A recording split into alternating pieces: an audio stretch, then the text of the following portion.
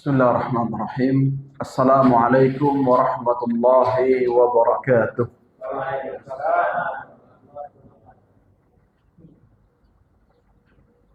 Alhamdulillahi rabbil alamin wa bihi nasta'inu ala umuri dunya waddin wassalatu wassalamu ala rasulillahil amin wa ba'd.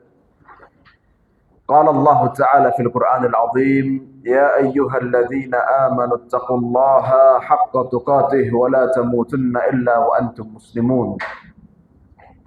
معاشر المسلمين والمسلمات بارك الله فيكم. Saya sampaikan dalam kesempatan bulan Syawal ini minal a'idin wal faizin taqabbalallahu minna wa minkum salihal a'mal kullu 'am wa antum bi khair. Dan juga saya sampaikan mohon maaf lahir batin. Jamaah barakallahu fikum. Pembahasan kita saat ini berkaitan dengan silaturahmi. Masih perlu nggak bahas silaturahmi? Atau sudah lewat? Momentumnya sudah lewat atau masih ada? Kayaknya karena sudah mulai kerja dan liburannya sudah selesai, justru mengamalkan silaturahmi sekarang ini lebih penting daripada yang kemarin. Kenapa, Pak? Karena pada bulan Syawal itu ada dua fenomena.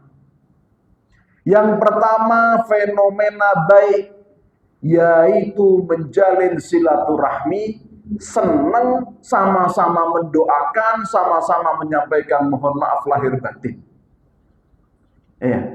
Momentum yang kedua, kejadian yang kedua adalah ketika bulan Syawal ini sakit hati sama dulur, sakit hati sama keluarga, karena gak ditelepon, gak di WA, gak didatangi. Betul gak? Dan inilah kesempatan kita mengamalkan hadis Nabi Muhammad SAW. Laisal wasilu bil mukafi, innamal wasilu idzan qata. Bukanlah orang yang menyambung itu kalau balesi, bukan. Orang datang ahlan wa sahlan tuh balas. Orang chat ke kita mohon maaf lahir batin minal aidin wal faizin, kita balas, bukan. Yang menyambung adalah ketika ada orang gak nyambung, apalagi kita merasa harusnya itu nyambung ke saya. Dulu saya yang ngasih infak ke dia. Dulu saya yang ngasih nafkah ke dia. Ada keluarga-keluarga yang merasa punya jasa kepada orang lain, gak disambung. Sakit hati. Inilah kesempatan untuk mengamalkan hadis Nabi SAW. Silaturahmi itu kalau engkau diputus, sambunglah. Betul nggak, Pak? Terkadang kita sudah tahu amaliyahnya, kita sudah tahu dalilnya, sunnahnya, kisahnya, tetapi ternyata hadis ini belum bisa diamalkan. Oleh karenanya silaturahmi, kesempatan kita, mumpung momentum, aslinya tidak harus bulan Syawal. Tapi kalau bulan Syawal aja enggak, apalagi bulan yang lain, gitu. Betul enggak?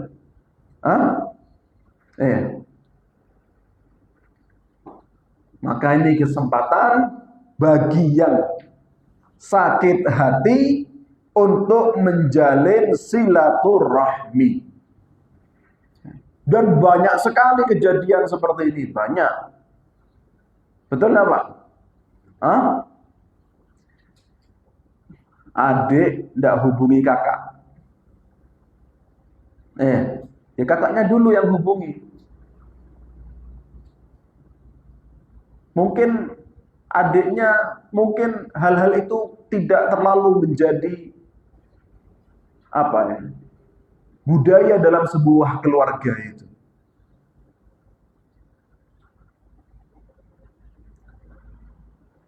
Dan silaturahmi itu memang berbeda-beda. Caranya silaturahmi itu berbeda-beda.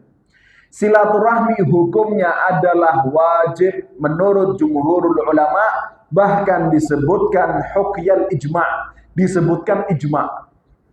Ijma ini berarti apa? Sepakat. Tetapi disebutkannya apa? Hukiyah, yaitu disebutkan, dikatakan. Kenapa kok dikatakan? Berarti tidak pasti. Kenapa kok dikatakan tidak pasti? Karena susah untuk memastikan ijma. Susah untuk memastikan ijma. Ada ijma yang jelas-jelas ijma. Tapi ada yang bisa jadi ada yang menyelisihi, tapi kita tidak tahu. Oleh karenanya disebut dikatakan ijma. Silaturahmi ini hukumnya wajib, bahkan bukan cuma dari Quran dan Sunnah, bahkan apa? Ijma. Dikatakan ijma. Bagaimana cara kita menjalin hubungan silaturahmi?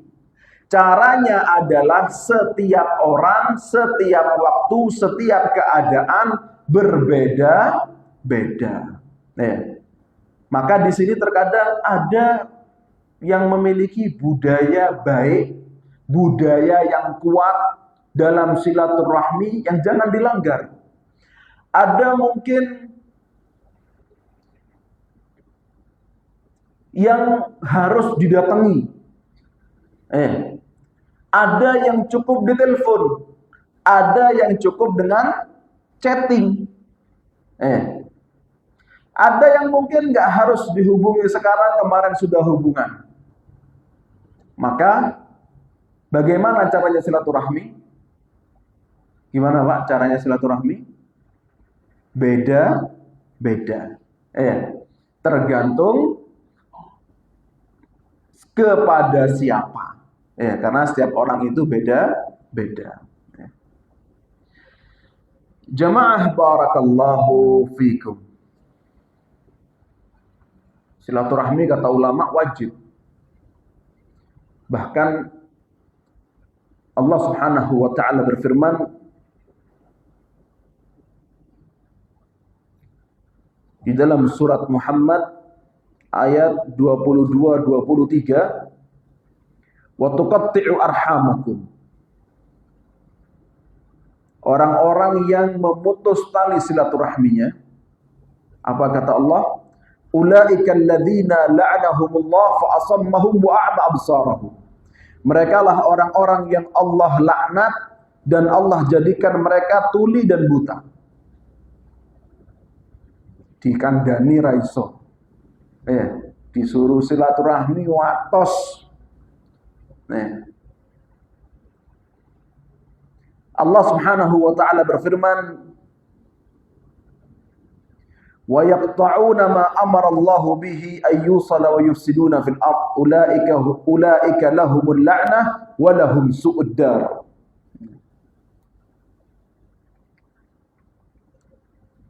Sebuah perbuatan memutus silaturahmi, merusak di bumi, bagi mereka lah laknat Allah Subhanahu wa taala dan tempat kembali yang buruk.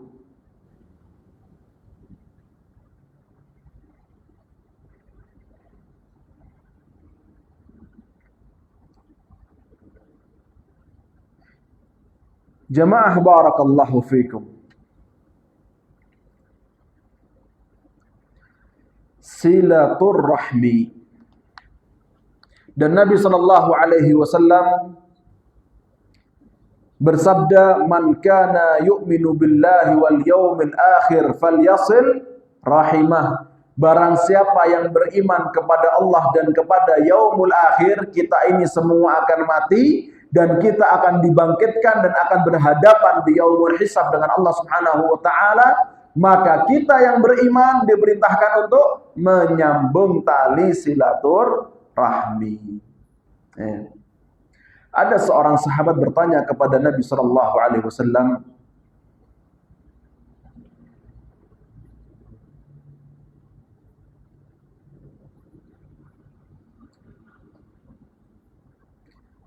"Ya Rasulullah, inna li qarabah asiluhum wa yaqta'unani wa uhsinu ilaihim wa yusi'una ilayya wa ahlumu anhum wa yajhaluna alayya."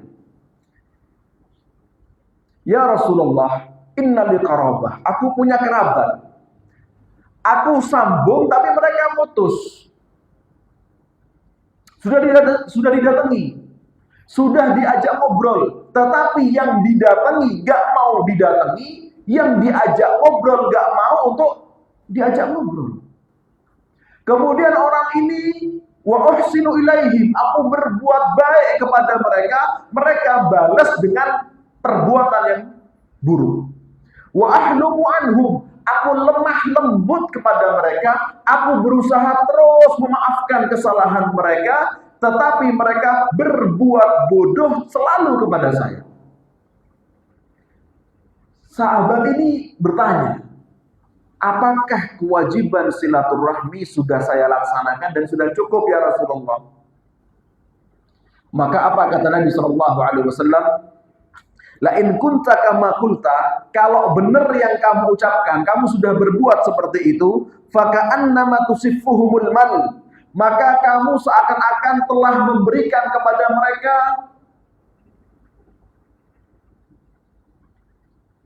apa? Perbuatan yang bikin mereka bosan dan bikin mereka malu. Bikin mereka akhirnya menyerah, kemudian membalas kebaikanmu dengan kebaikan. Kadang memang ada dulur atos, elee atos, dibagusi sekali ditolak, tapi kalau dibagusi terus akhirnya melembek. Betul nggak? Dan ini pesan Nabi Shallallahu Alaihi Wasallam. Kalau kita punya saudara yang keras, kerabat yang keras, maka kita diperintahkan untuk terus bersilaturahmi sampai mereka melunak. Wala yazalu ma'aka minallahi dhahirun 'alaihim ma dumta 'ala dzalik. Dan engkau akan senantiasa mendapatkan pertolongan dari Allah Subhanahu wa taala selama engkau berbuat seperti itu. Subhanallah.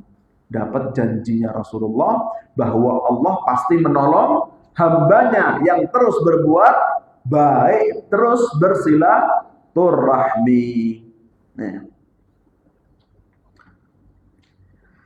Jamaah barakallahu fiikum. Bahkan kalau kita punya saudara yang kafir, kita sambung apa enggak?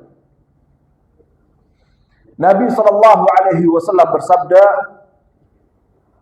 jiharan ghaira sirrin, dengan suara yang keras, dengan suara yang lantang, bukan dengan pelan-pelan. Mungkin tidak enak sama keluarganya atau nggak enak dengan orang-orang kalau dengan sahabatnya kalau didengar seperti ini. Beliau dengan lantang berkata, inna ala abi fulanin laisu bi auliyai. Sesungguhnya keluarga fulan, bani fulan, bani fulan, bani fulan, keluarganya Nabi Muhammad sallallahu alaihi wasallam, mereka bukanlah wali-waliku. Karena wali itu siapa? Al-mu'minuna ba'duhum awliya'u ba'd.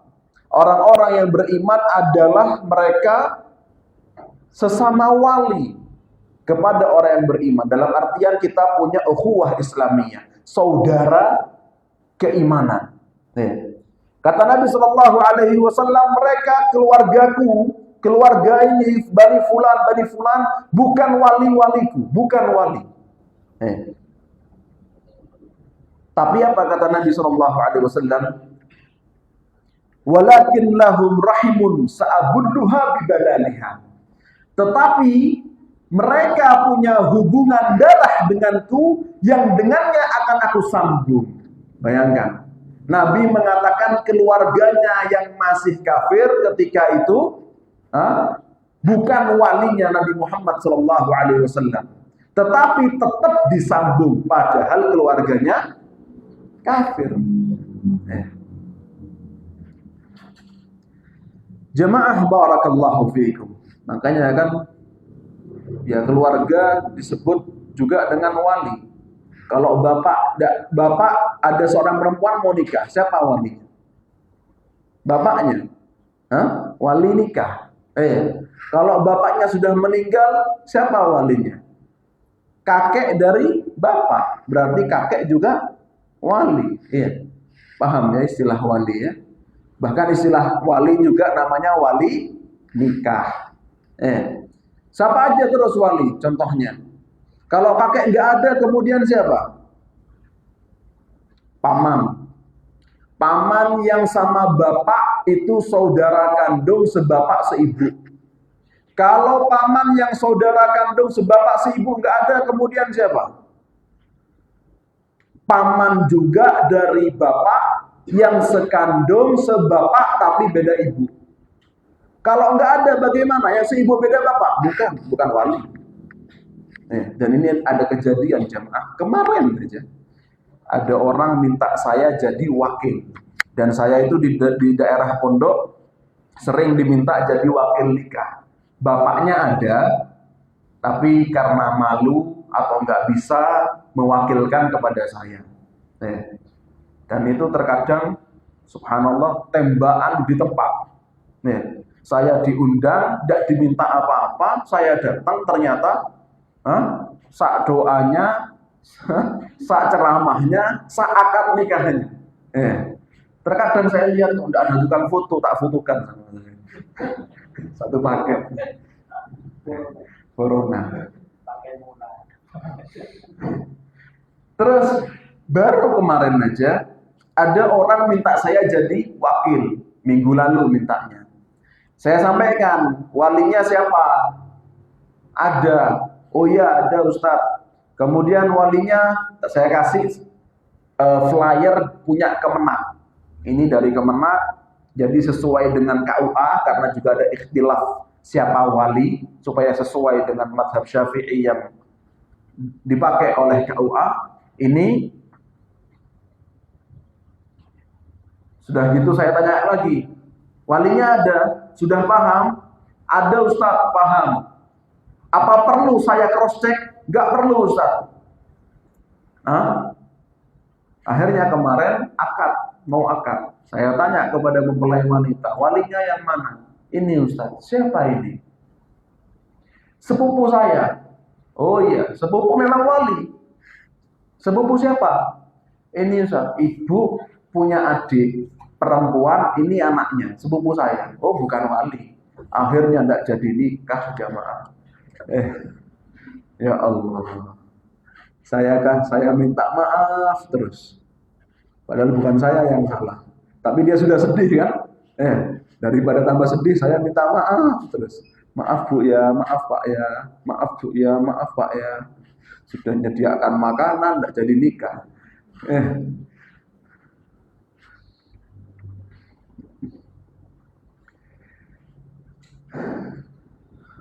Wali. Jadi wali itu jamaah dari ahli waris. Ahli waris itu sebagai wali. Tetapi nggak semua ahli waris. Tapi kalau bukan ahli waris pasti bukan wali. Konsekuensi dan kita kepada siapa kita bersilaturahmi? Kepada yang terdekat. Itu lebih utama. Dan kemudian kalau adatnya orang Arab itu sampai mbah ke-6. Mbah ke-6.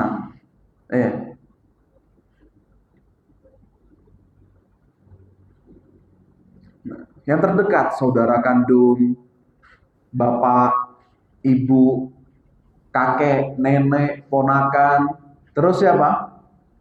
Om, tante, sepupu. Dan terus semakin melebar. Setelah sepupu berapa pupu? Berapa? 2 pupu. Terus 3 pupu. Terus kupu-kupu.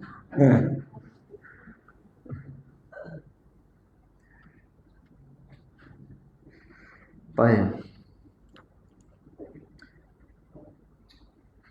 Dan jamaah barakallahu fikum. Selain itu, kemudian meskipun mungkin bukan ahli waris, bukan termasuk hubungan yang asobah, tetapi tetap kita sambung. Siapa mereka? Contohnya yang disebut dengan dzawil arham. Kita punya hubungan darah, meskipun bukan termasuk di antara asobah atau ahli waris. Contohnya siapa? Tante. Tante itu bukan ahli waris. Tapi tetap kita harus tante dari ibu. Tante dari ibu bukan ahli waris, tapi tetap kita diperintahkan tetap untuk silaturahmi. Dan juga kemudian jamaah barakallahu fikum, pentingnya kita juga tahu tentang nasab dan tentang waris, kemudian kita juga tahu tentang tanggung jawab kepada orang-orang yang masih asobah sama kita, yang masih ahli waris kita. Saya punya sepupu. Keceplosan. Saya tidak mau ngomong kalau saya. Saya punya sepupu. Dari kecil cacat, nggak bisa jalan. Subhanallah, bapaknya meninggal bukan sakit parah, sakit biasa meninggal, ibunya meninggal. Punya saudara kandung 2 yang ngerawat saudaranya ini perempuan. Dua-duanya COVID kemarin meninggal. Terus sepupu saya yang nggak bisa jalan ini punya suami. Suaminya pekan lalu meninggal. Sama saya sepupu, tapi saya bukan ahli waris dia. Karena dia saudara sepupu sama saya dari bapak saya. Bapak saya sama bapak dia itu satu ibu beda bapak. Bukan ahli waris. Aslinya ahli waris itu punya kewajiban memberi nafkah dari kebutuhan pokoknya. Contoh misalnya, jenengan punya sepupu dari bapak. Jenengan punya sepupu dari bapak. Jenengan punya paman. Paman ini sama bapak saudara kandung sebapak dan seibu. Paman ini punya anak. Anaknya tidak bisa hidup kecuali dengan pertolongan. Maka yang wajib menolong adalah antum. Hukumnya fardhu ain. Kalau sampai mati kelaparan, dosa.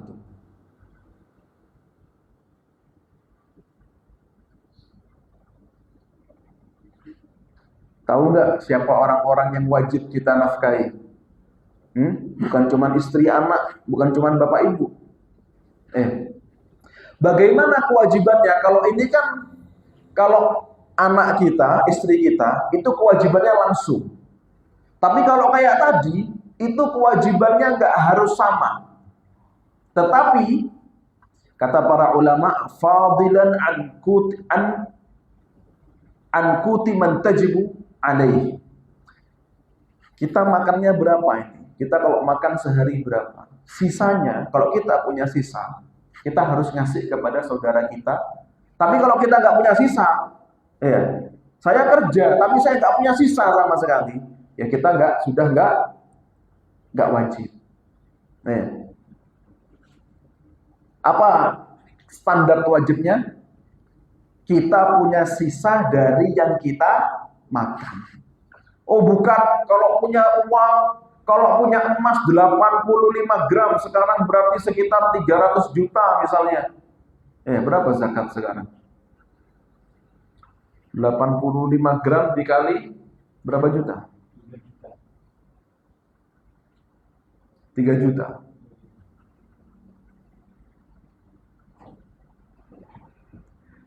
Nggak harus seperti itu. Kita punya uang sebulan 5 juta misalnya, yang kita pakai dalam sebulan 4 juta, ada sisa, berarti kita harus ngasih. Paham jamaah? Ya ahlas sunnah wal jamaah. Kita harus paham dan kita harus mengamalkan. Kepada siapa kita wajib memberi nafkah, kepada siapa kita wajib untuk bersilaturahim.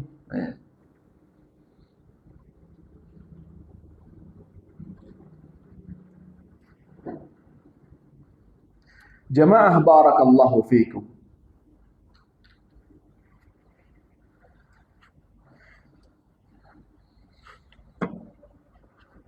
Akhirnya ke sepupu ini, saya pribadi ngasih setiap bulan. Ya.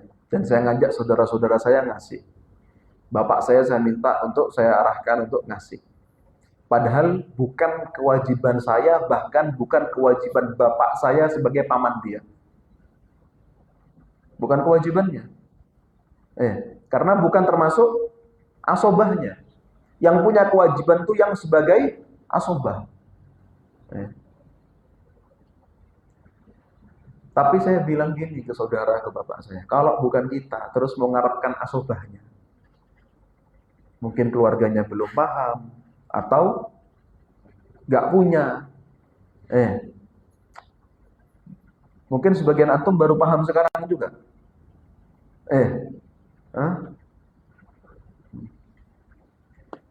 Terus kalau orang gak paham dikasih paham, dikasih pahamnya menurut dia merugikan, kadang ngamuk.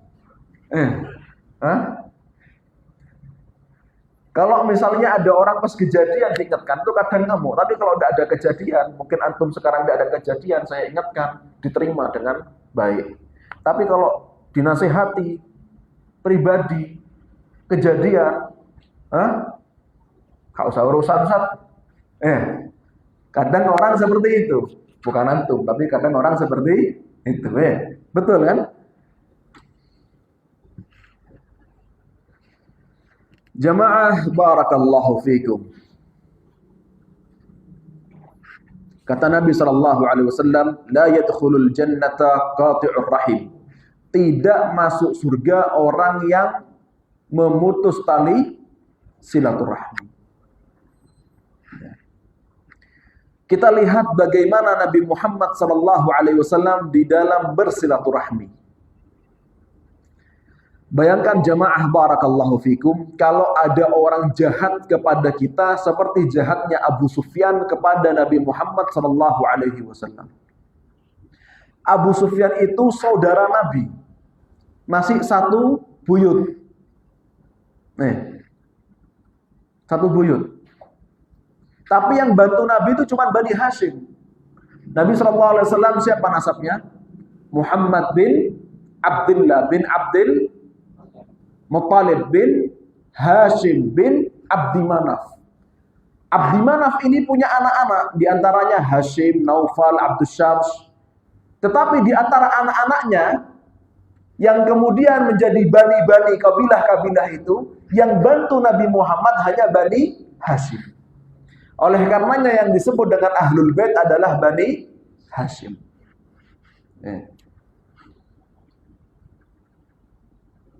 Tapi dari bani-bani yang lain masih satu rumpun, masih sama-sama Quraisy, itu nggak bantu Nabi Muhammad SAW. Bahkan bukan cuma nggak bantu, tapi sangat kurang ajar. Ketika Nabi berdakwah menyampaikan wahyu, kata Abu Sufyan, ini orang pendusta. Ketika Nabi Muhammad menyampaikan wahyu, kata Abu Sufyan, ini penyair yang luar biasa. Dan bahkan Abu Sufyan mengatakan ini penyihir. Karena orang kalau sudah ikut agamanya, nanti biasanya karena kemudian mu'allaf ini tidak disetujui dengan keluarganya, maka akan pisah dengan keluarganya, pisah dengan istrinya. Seperti putri-putri Nabi ketika masuk Islam, pisah dengan suami-suaminya yang anaknya Abu Lahab.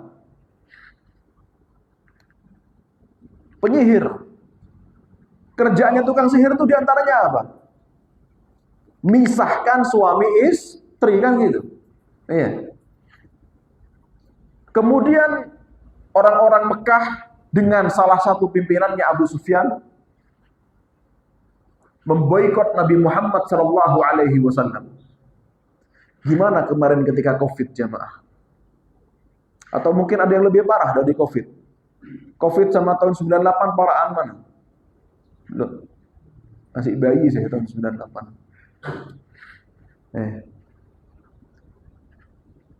Apalagi Covid ketika itu saya di Arab Saudi. Waduh.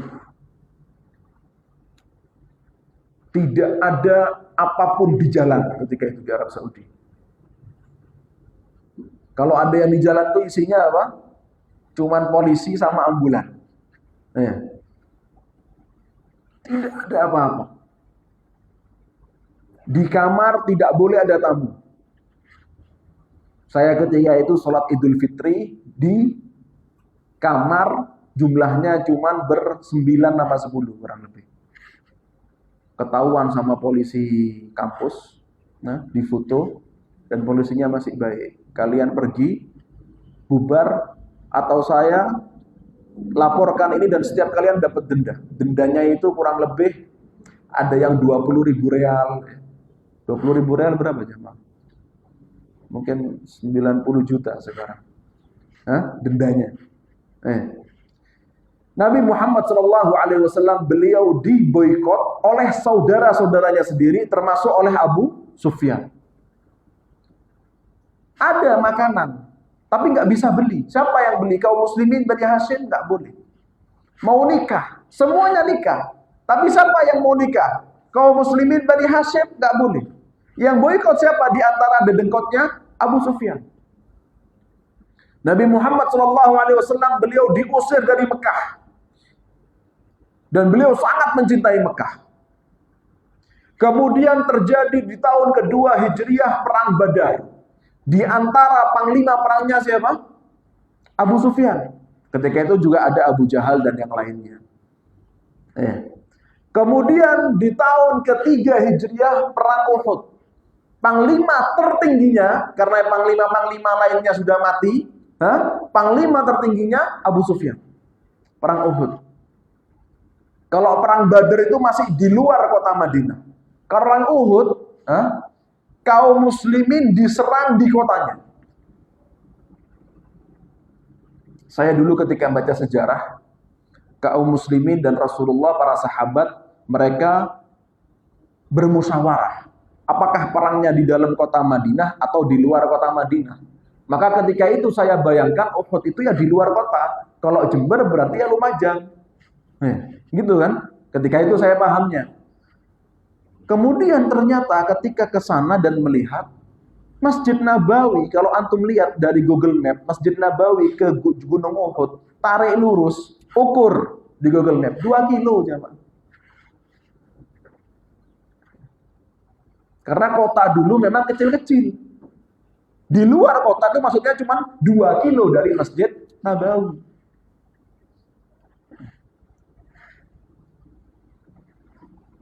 Bayangkan Rasulullah dan kaum muslimin diserang dengan 10.000 pasukan di kota yang kecil, yang ketika itu Nabi Muhammad di tahun ketiga bisa punya sekitar 3.000 pasukan. Sekitar berapa? Lupa saya pasnya. 1.000 ya. Nah, pasukannya, perang Badar pasukannya cuma berapa? 300. Perang Uhud kaum muslimin 1.000. Orang-orang kafir Quraisy 3.000 atau 5.000. Kemudian itu di tahun ketiga. Dan di tahun kelima ada perang Ahzab. Kalau perang Ahzab, berapa jumlah kaum orang-orang kafir? 10.000. Perang Ahzab 10.000 melawan kota kecil di Madinah. Sampai-sampai Nabi Muhammad SAW bikin khandaq, sampai-sampai kelaparan, sampai-sampai sahabat ini mengeluh kepada Nabi SAW. Mereka membuka batu yang ganjel perutnya. Ya Rasulullah, kita sudah kelaparan, sudah gak kuat, dibuka batunya, ada 1. Kemudian sama Nabi dibuka perut beliau, ternyata batunya ada 2. Maka sahabat gak mau kalah dengan semangatnya Nabi Muhammad SAW. Mereka bikin parit. Paritnya 5 atau 7 kilo panjangnya. Lebarnya 5 atau 7 meter. Kedalamannya 5 atau 7 meter. Jamaah barakallahu fikum. Kemudian di tahun ke-6 Hijriah, Nabi SAW mimpi umroh. Ternyata sampai di Hudaybiyah yang jaraknya dari Mekah, dari Masjidil Haram kurang lebih berapa jemaah? Lupa saya pasnya. Ya 20 atau 30 kilo kayaknya. Dihadang. Kemudian di tahun ke-7 Hijriah ada Fathul Makkah. Ketika itu Abu Sufyan berkata kepada Ali bin Abi Thalib radhiyallahu anhu. Dan Abu Sufyan ketika itu halal darahnya, dan kaum muslimin mencari mana Abu Sufyan supaya dibunuh. Karena ini ya orang yang paling kurang ajar sama Islam. Ketika itu ketemu sama Ali bin Abi Thalib. Kemudian Abu Sufyan berkata, "Wahai Ali, bagaimana nasibku bertemu dengan nabimu Muhammad bin Abdullah? Apakah dia akan membunuhku? Apakah dia akan mencincang-cincangku?" Apa kata Ali bin Abi Thalib? Jangan engkau berkata seperti itu, jangan engkau berprasangka seperti itu kepada Nabi Muhammad SAW. Datanglah dan minta maaflah. Akhirnya Abu Sufyan berhasil menemui Nabi Muhammad SAW sebelum dibunuh oleh kaum muslimin. Minta maaf. Ternyata Rasulullah memaafkan Abu Sufyan seperti orang yang gak pernah berbuat salah. Kita jamaah dianjurkan untuk banyak memaafkan. Meskipun kita juga boleh untuk tidak memaafkan. Kita juga boleh waktunya ada. 5 menit bisa. Meskipun kita juga boleh tidak memaafkan. Apalagi kalau ada orang yang berbuat zalim kepada kita, dan kezalimannya luar biasa, kita punya hak untuk tidak memaafkan. Tetapi sebaiknya apa? Memaafkan. Termasuk juga memaafkan kepada meskipun bukan keluarga, tetapi kepada teman-teman pengajian, teman-teman kerja. Karena manusia adalah kullu bani Adam khata'. Setiap manusia itu punya banyak kesalahan. Bukan sekali. Kalau saya ketemu sama jenengan, sekali salahnya mungkin 1. Kalau tambah sering ketemu, maka kesalahannya tambah banyak. Karena predikat kita adalah pembuat salah. Kan gitu. Oleh karenanya, kalau tahu kita ini punya predikat pembuat salah, maka apa? Berusahalah jangan berbuat zalim. Jangan dibablasno. Kemudian yang kedua, banyak-banyaklah minta maaf. Dan yang ketiga, mudahlah untuk memberi maaf. Mudahlah untuk memberi maaf. Apalagi kalau masalah dengan manusia, kita tuh nggak tahu siapa yang benar. Bisa jadi orang yang emosi, yang merasa benar, dia yang salah. Betul nggak, Pak? Orang yang benar, merasa benar, terkadang dia yang salah. Atau awalnya benar, kemudian berekspresi dengan cara yang salah. Akhirnya podo-podo salah. Oleh karenanya kita tahu khata' banyak berbuat salah, maka berusahalah minta maaf, mudah memaafkan, dan berusaha untuk tidak berbuat zalim. Wattaqu da'watal mazlum fa innahu laysa bainahu wa bainallahi hijab. Berhati-hatilah kalian dari doanya orang yang terzalimi. Karena doanya orang terzalimi tidak ada hijab antara dia dengan Allah Subhanahu wa taala. Meskipun orang fasik. Jamaah, jangan terus berbuat zalim kepada orang fasik. Itu pencuri, pemabuk, pemerkosa. Lek dungo ndak kira manjur. Enggak. Orang yang terzalimi, meskipun fasik, laisa bainahu wa bainallahi hijab. Tidak ada penghalang antara dia dengan Allah Subhanahu wa taala. Azan selesai. Setelah azan. Baik, barakallahu fiik.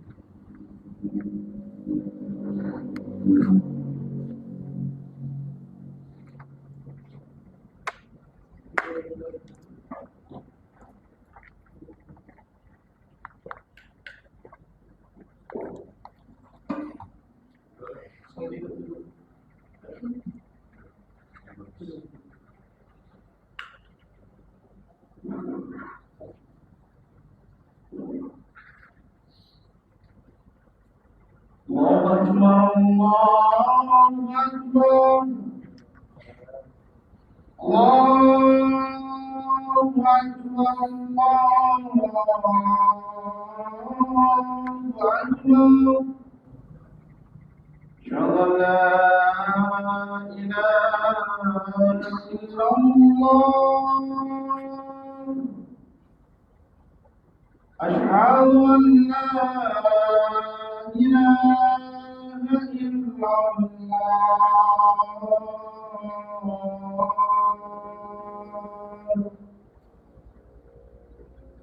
أشهد أن محمدا رسول الله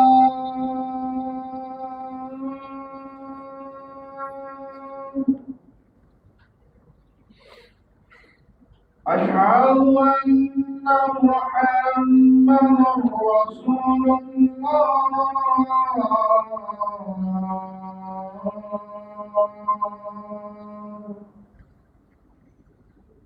حي على الصلاة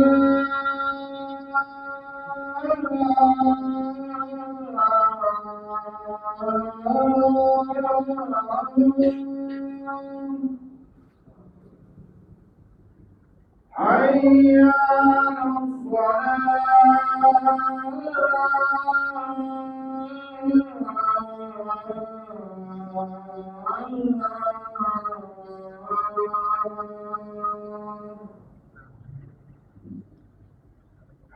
على الصلاة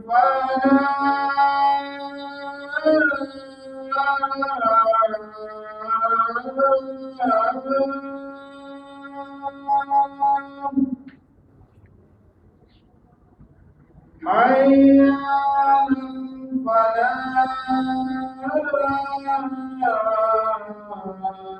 حي على الفلاح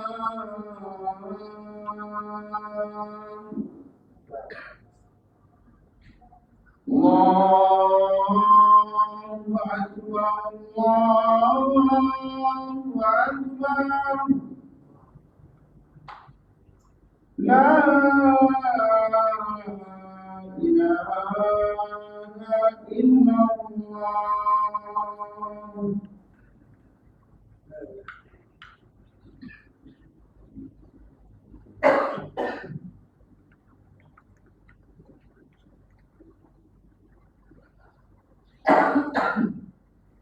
Nah, barakallahu fikum. Ada pertanyaan, silahkan jemaah.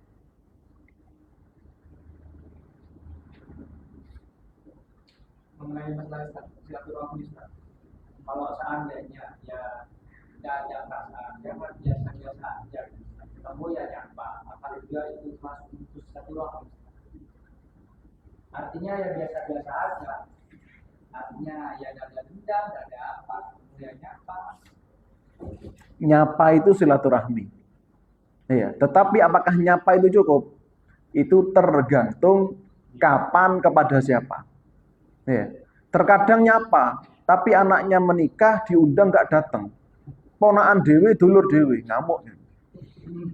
Gak cukup nyapa, harus datang. Maka ya tergantung siapa, kapan, bagaimana.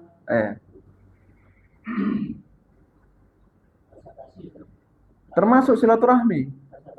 Basa-basi, dan basa-basi itu bagus. Kita itu tidak boleh goflah. Basa-basi itu goflah, kecuali dalam rangka silaturahmi. Kita itu dalam hidup jangan berbuat yang sia-sia. Ngomong ngalor ngidul, ndak mari-mari bendino. Tapi kalau sama saudara boleh seperti itu. Terus kerjaan beda kerjaannya, gak nyambung. Apa lagi?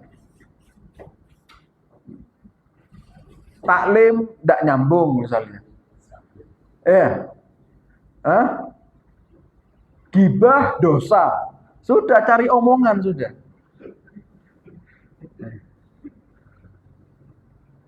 Ngalor ngidul, basa-basi. Itu termasuk cara silaturahmi. Kalau bisa kemudian dengan ilmu, dengan doa itu lebih baik.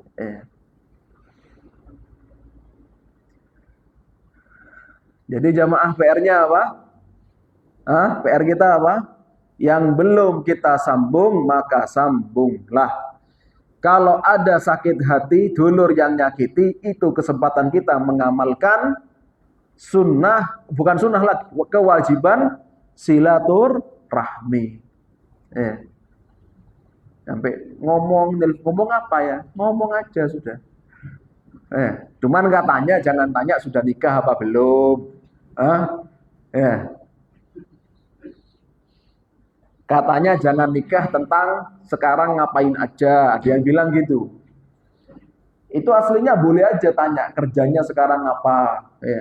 Dalam hadis disebutkan man arada an yubsatalahu fi rizqih wa yunsha'alahu fi umri falyasil rahimah. Yang ingin hartanya diluaskan, umurnya dipanjangkan, maka sambunglah silaturahmi. Ini bukan cuma secara bil ghaib, tapi secara zahir juga. Karena kita kalau silaturahmi, kemudian kita punya penyakit, kita ngomong sama dulur tidak ingin kita cepat mati. Biasanya dulur tidak ingin kita cepat mati. Dikasih tahu, oh ke dokter ini, oh minum ini, oh pijat ke sini. Bahkan diantarkan, bahkan dibiayai, bahkan ditanya kabarnya setelah pijat, setelah berobat gimana enak apa enggak. Maka silaturahmi itu manjangkan umur. Dan silaturahmi itu juga meluaskan rezeki.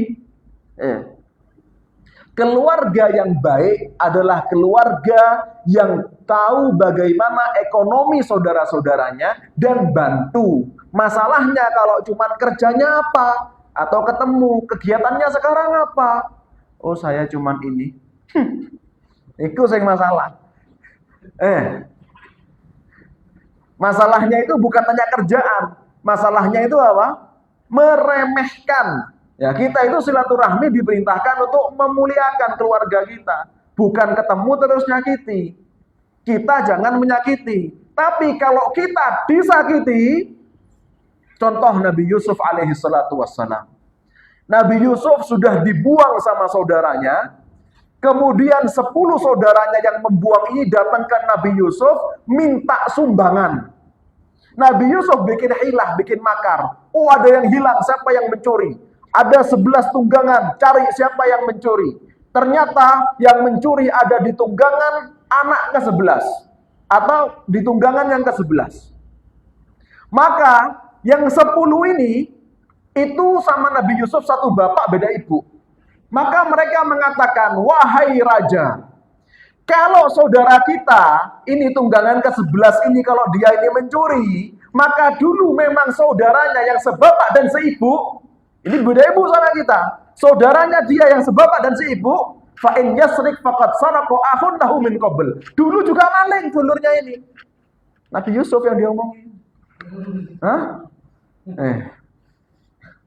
Fa asarrahu Yusufu fi nafsi. Maka Nabi Yusuf mendem dirinya sendiri. Terkadang kalau kita diomongi jelek sama dulur, caranya apa? Memang makan hati, nyakiti hati, tapi tidak apa-apa, sudah maafkan. Kita jangan nyakiti, kalau kita disakiti, contoh Nabi Yusuf.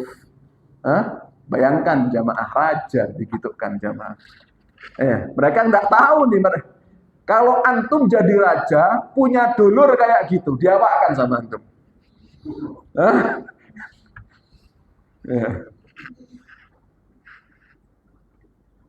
Tapi apa yang dilakukan sama Nabi Yusuf alaihi salatu wassalam? Fa'tuni bi ahlikum ajma'in. Datangkan seluruh keluarga besar kalian. Didatangkan, diundang, dimuliakan. Dulur yang kayak gitu sama Nabi Yusuf diundang. Subhanallah. Open house, acara keluarga, haflatul Id, halal bihalal. Selamat dimohon kehadirannya. Bisa jamaah. Ke orang antum punya keluarga yang nggak baik, kemudian antum undang mereka. Tapi undangan yang juga bikin mereka datang. Dikasih uang ini. Raja yang undang. Dapat sangu. Antum punya uang, kasih kepada keluarga sengelek-elek.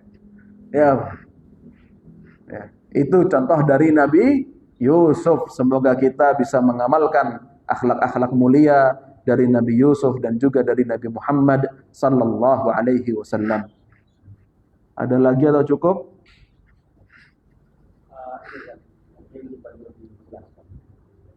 Definisi dari silaturahmi atau silaturahmi itu apa yang ada hubungannya lahir darah yang berikut dengan alasan juga apakah kita misalnya hidup mau betul hemat pakai hemat tadi apakah juga sudah termasuk silaturahmi? Iya. Kepada siapa kita silaturahmi?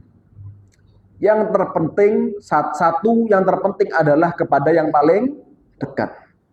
Yang paling dekat, saudara kandung, bapak, ibu, kakek, nenek. Ya. Kemudian, kepada seluruh yang punya hubungan darah sama kita. Yang punya hubungan darah. Rahim, ya, rahim itu kan apa? Dari ibu, ya. Dari rahim, ya.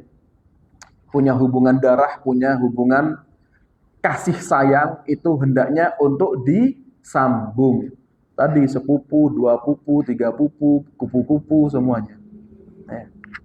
Itu rahim. Bahkan kalau adatnya orang Arab apa?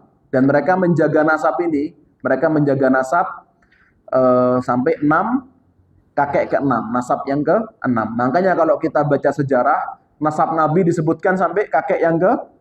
Muhammad bin Abdullah bin Abdul Muttalib bin Hashim bin Abdi Manaf bin Qusay bin Kilab. Nggak disebutkan selanjutnya.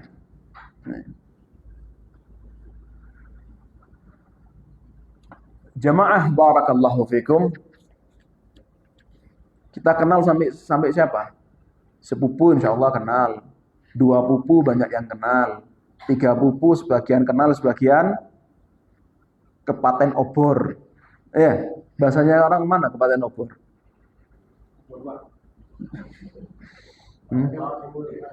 Kepaten obor.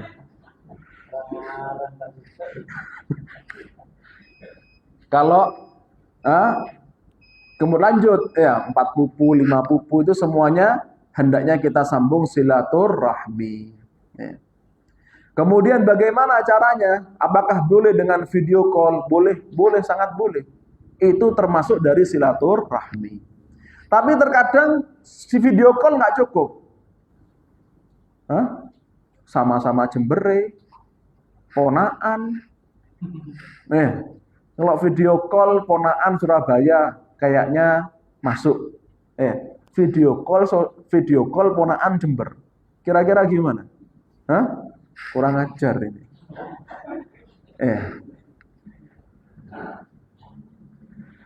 Jadi silaturahmi itu caranya bagaimana? Tergantung kepada siapa, kapan, dan bagaimana. Dan ada hal-hal yang hendaknya kita pahami, jamaah barakallahu fikum. Dalam hal silaturahmi, ya. Ada hal-hal yang terkadang menyusahkan. Dan itu aslinya bukan syariat, itu adat. Dan banyak sekali adat itu yang terkadang menyusahkan. Contohnya apa? Undangan luar kota. Undangan luar kota itu setahu saya, ulama yang mengatakan wajib, yang mengatakan sunnah. Kalau luar kota tidak wajib, tidak sunnah. Tapi kalau kemudian, bagaimana? Gimana coba? Ya kita yang ngaji, minimalnya kita yang ngaji. Perbuatan kita sebaiknya jamaah, kalau kita diundang sama keluarga luar kota, hendaknya datang. Tapi kalau kita ngundang keluarga luar kota, ternyata nggak datang, ya hendaknya kita tahu, memang dalam syariat nggak wajib mereka datang. Tapi kalau kita diundang, hendaknya datang. Kenapa? Karena mereka nggak tahu, so pegel. Gitu jamaah. Barakallahu fikum, semoga ilmu ini bermanfaat. Kita tutup dengan doa kafaratul majlis. Subhanakallahumma bihamdik, asyhadu an la ilaha illa anta astaghfiruka wa atubu ilaik. Wassalamu alaikum warahmatullahi wabarakatuh. Allahu akbar. Allahu akbar. wabarakatuh.